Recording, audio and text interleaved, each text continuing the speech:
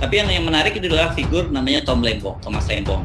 Itu pernah jadi Menteri Perdagangan, pernah menjadi Kepala BKPM yang dulu sangat dibangga-banggakan oleh Pak Jokowi.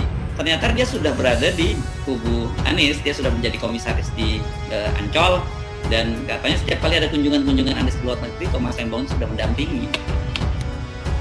Ya guys, ya soal Thomas Lembong kan tafsir tunggalnya adalah itu jembatan antara Anies dan oligarki. Kira-kira begitu gampangnya tuh. Tapi sangat mungkin juga orang semacam Thomas Lembong memang diminta untuk mempersiapkan hijrah bukan dari istana ke balai kota, tapi dari balai kota ke istana, kan begitu. Saya kira benar bahasanya itu yang lebih tepat ya, oke. Jadi kelihatannya semua kesibukan politik akan bertumpu pada analisis kapan dan oleh siapa Anies itu diboyong ke istana negara. Kan kalau oleh 212 udah pasti tuh masa 212 Muslim politik apalagi kelas menengah kota itu menganggap bahwa Anies layak untuk pindah dari Merdeka Selatan ke Merdeka Utara. Jadi supaya nanti tidak sekedar satu investor yang memindahkan Anies ke Merdeka Utara, yang lain juga mau ikut di situ kan. Atau Mas Lembong mungkin dari awal, kalau dari udah 2 tahun lalu Thomas Lembong ada di situ, itu artinya ada persiapan yang betul-betul serius dari oligarki untuk memungkinkan oligarki itu nggak diganggu oleh Anies misalnya suatu waktu nanti.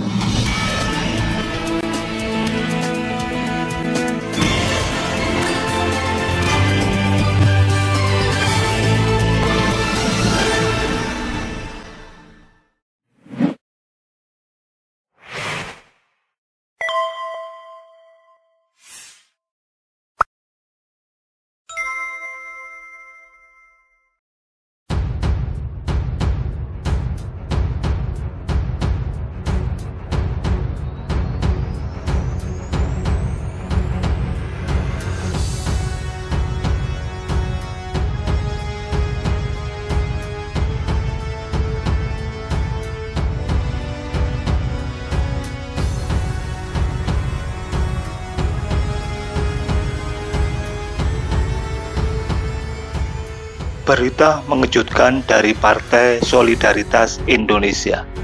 Melalui Grace Natali, PSI mengumumkan bahwa salah satu pendiri partai tersebut, Suni Tanuwijaya, mengundurkan diri dan menyatakan mendukung Gubernur DKI Jakarta Anies Baswedan.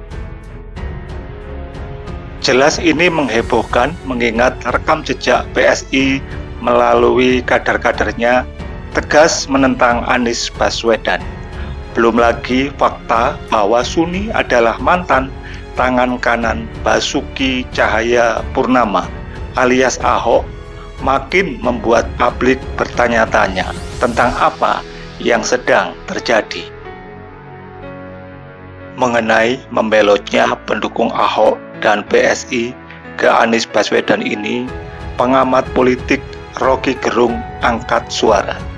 Lewat video di kanal YouTube miliknya, Rocky Gerung Official, yang juga bersama oleh Harsubeno Arif dari Forum News Network, Rocky justru menyampaikan peringatan penting sampai menyebut jebakan Batman. Seringkali kita mesti pakai istilah jebakan Batman. Kan tetap Suni itu dekat dengan Ahok dan dia jadi jembatan dengan pemodal. Jadi nama itu tricky. Apakah betul pemodal itu pindahkan investasinya ke Anies? Kalau itu terjadi, banyak orang menganggap Anies main-main lagi dengan oligarki, ujar Rocky melalui kanal YouTube miliknya, dikutip pada hari Rabu 29 Juni 2022. Menurut Rocky, pembelotan Suni ini menunjukkan kuatnya indikasi yang sangat penting. Indikasi tersebut adalah bahwa Anies Baswedan dalam radar survei sebenarnya sudah tinggi, meskipun pada hasil yang beberapa lembaga survei rilis posisinya tidak memiliki perubahan yang signifikan. Dengan kata lain, Anies itu dalam radar surveyor sebetulnya sudah tinggi sekali. Karena itu mesti dilemahkan. Jadi membantu itu kadangkala justru melemahkan. Lanjut Rocky. Menurut Rocky, upaya-upaya tak terduga untuk menjadikan Anies dan para simpatisannya terbuai sangat mungkin sekali sedang dilakukan, termasuk membangkitkan isu Anies juga diasuh oleh oligarki. Hal ini menurut Rocky sama sekali tidak menguntungkan Anies, karena target atau lumbung suara Anies yang umumnya Muslim Society bisa mengambil sikap untuk menahan dukungan. Itu yang dari awal kita deteksi, bahwa permainan survei dan headline bisa menyebabkan seseorang dan ditenggelamkan, tambah Rocky. Meski demikian, Rocky merasa Anies sadar dan tahu akan masalah ini. Saya kira Anies paham itu, tegasnya. Nama Gubernur DKI Jakarta Anies Baswedan hampir selalu mendapat sorotan publik di setiap langkah atau momen yang dia terlihat di dalamnya. Sebut saja kesuksesan Formula E Jakarta dan penyelesaian Jakarta International Stadium yang disebut sebagai monumen keberhasilan seorang Anies. Survei elektabilitas yang tinggi pun makin meneguhkan posisi Anies sebagai calon presiden terkuat di luar lingkar kekuasaan Presiden Joko Widodo.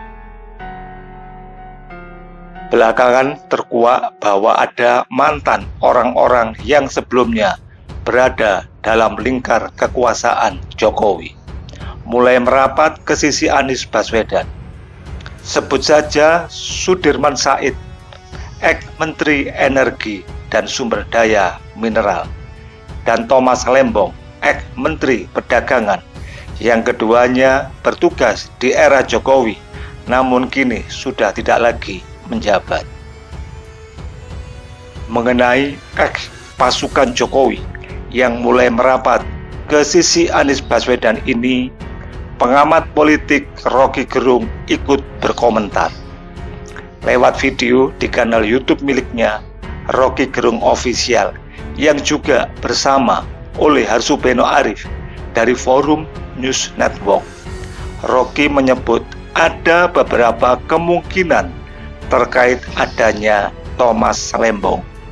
Kemungkinan pertama adalah Thomas Lembong dipersiapkan untuk membuka jalan atau menjadi penghubung antara Anies dan oligarki. Soal Thomas Lembong, tafsir tunggalnya adalah itu, jembatan antara Anies dan oligarki, ujar Rocky melalui kanal YouTube, dikutip Kamis 30 Juni 2022.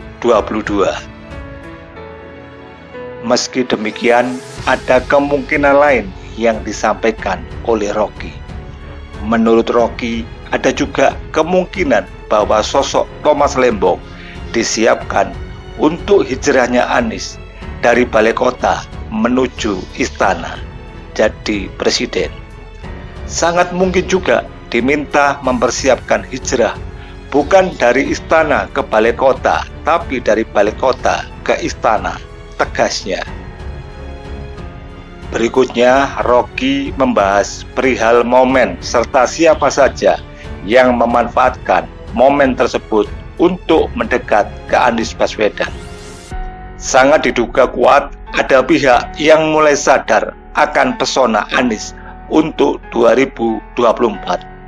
Selain lumbung suara Anies selama ini, yakni Muslim Society, sehingga ingin memanfaatkan momentum sebaik mungkin.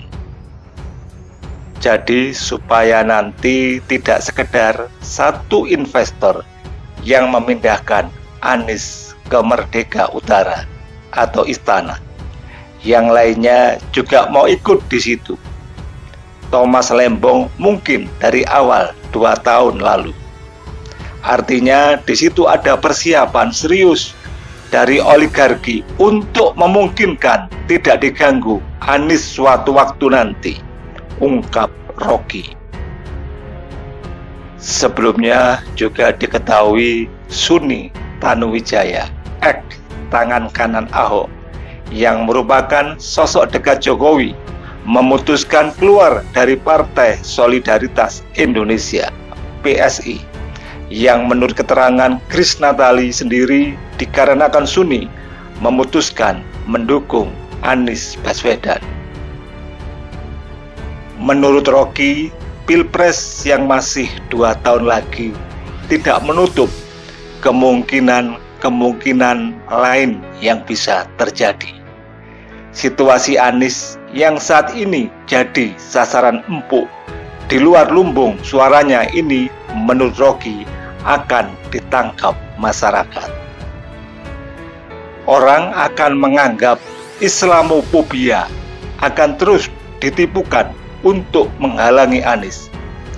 Namun di saat yang sama, Anies akan diasuh oleh mereka yang seolah-olah tidak punya masalah, tapi ingin menumpang menyelamatkan bisnisnya di masa depan bila Anies jadi presiden.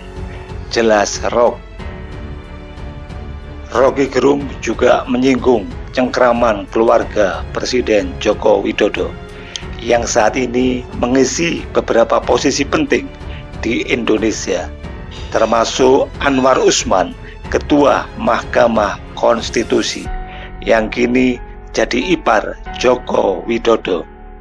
Menurut Rocky, fakta tersebut akan berdampak pada beberapa aspek, khususnya dunia politik di Indonesia, terkhusus masalah presidensial threshold atau ambang batas kursi legislatif 20% agar bisa mengusung seorang calon presiden.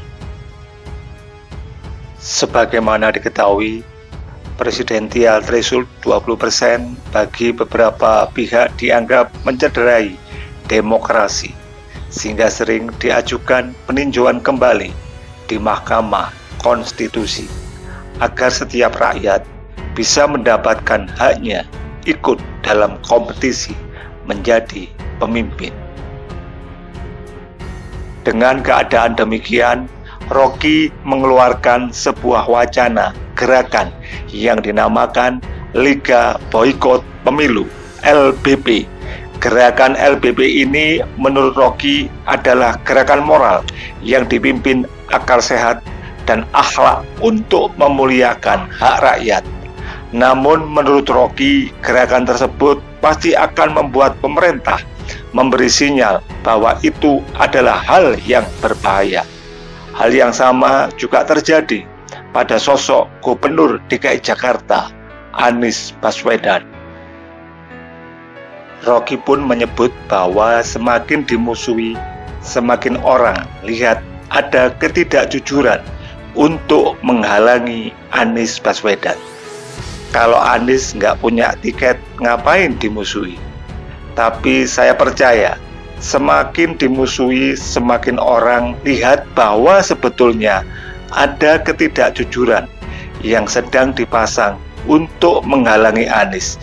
Jelas Rocky, Selasa 28 Juni 2022. Rocky pun menegaskan dirinya bukan mempromosikan Anies Baswedan. Hal itu semata-mata diungkapkan karena ingin membuat garis start kompetisi sama. Bahkan Rocky menyebut jika Anies tidak bersuara mengenai kebijakan ambang batas 20%, maka Anies harus dihukum. Saya berteman baik dengan Anies, tapi saya mau katakan, kalau Anies Baswedan nggak mau mempersoalkan 20%, sama dia kita hukum. Sebab kalau dia menang main di 20%, bukan 0%, lanjut Rocky. Kita akan tuntut juga gubernur kita, Anies Baswedan, untuk mengucapkan bahwa dia tidak setuju dengan 20% supaya fair. Kita juga minta Ganjar, Sandiaga, Erick Thohir supaya ngomong begitu. Tambah Rocky. Kita untuk memastikan bahwa Anies harus ada di garis konstitusi. Konstitusi melarang seseorang itu diundang di dalam persaingan politik dengan memakai tiket 20%. Kan itu intinya kan. Dilarang seseorang itu berupaya untuk memanipulasi kepentingan rakyat, karena itu rakyat akan tunggu dia di tikungan melalui people's power. Jadi hal-hal begitu kita ingin ingatkan. Mahasiswa tahu betul